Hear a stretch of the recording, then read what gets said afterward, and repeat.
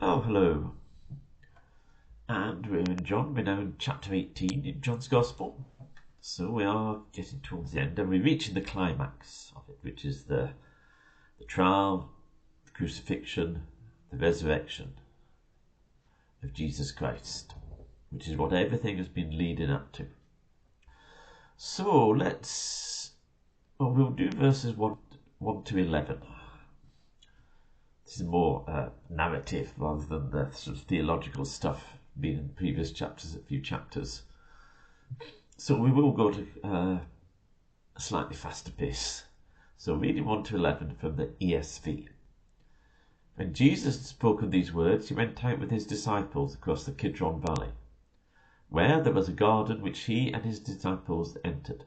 Now Judas, who betrayed him, also knew the place, for Jesus often met there with his disciples. So Judas, having procured a band of soldiers and some officers from the chief priests and the Pharisees, went there with lanterns and torches and weapons.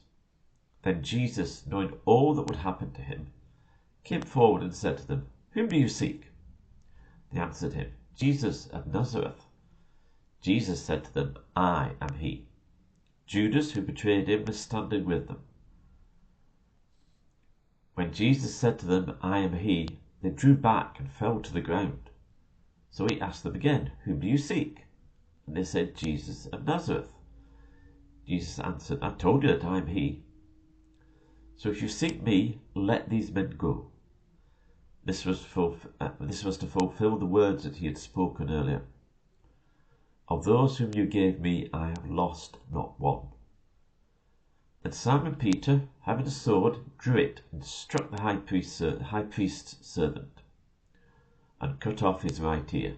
The servant's name was Malchus. So Jesus said to Peter, "Put your sword into its sheath. Shall I not drink the cup that the Father has given me?"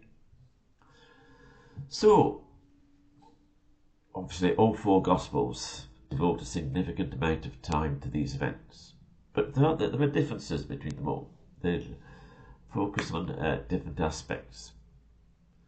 Here we have Jesus, the meeting at a place where they often met, and a place that Judas knew where they often were. So Judas has decided to betray Jesus. Now one might ask, why did they need Judas? Why did the chief priests and Pharisees need Judas? Well, remember, they are having to be careful. They knew lots of people like Jesus. They wanted to avoid a riot. Because if there was a riot and there was trouble with the Romans, things could get very bad for everyone. And if Judas was there, visibly betraying Jesus, then they could say, even one of his own disciples has betrayed him. So that's why the Pharisees and religious leaders were happy to use Judas in this role. And it says, in verse 4, Jesus, knowing all that would happen to him. One of the key features is that in all these events, Jesus was the only one who was in real control.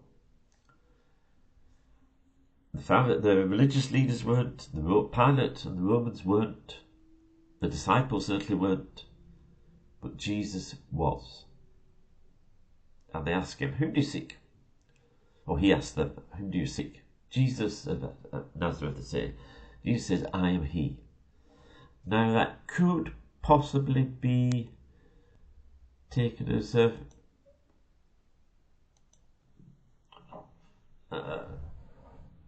proclamation of his divinity, but that could also be reading too much into it.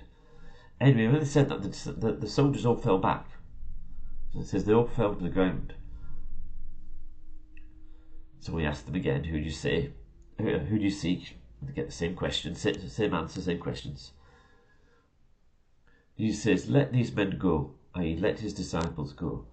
This work on the cross was done by Jesus alone. You and I contributed nothing to it, apart from the sins that needed to be atoned for.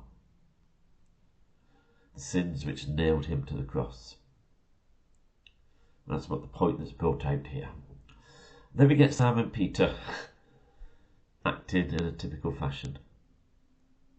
Remember in the other Gospels, when Jesus asks, "Who do you say that I am?" and he says, "You're the Messiah."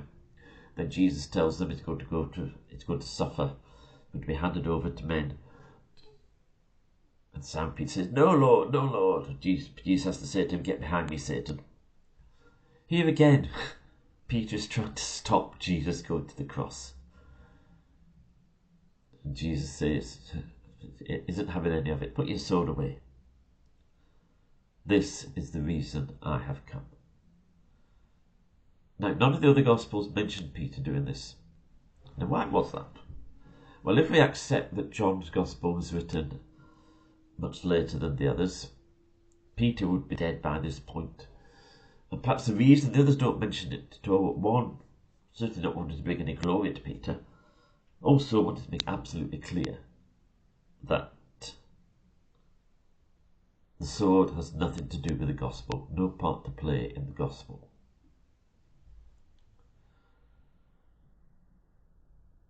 And we also get the servant's name mentioned, which is quite interesting. One would wonder, why is that mentioned? Was he still alive?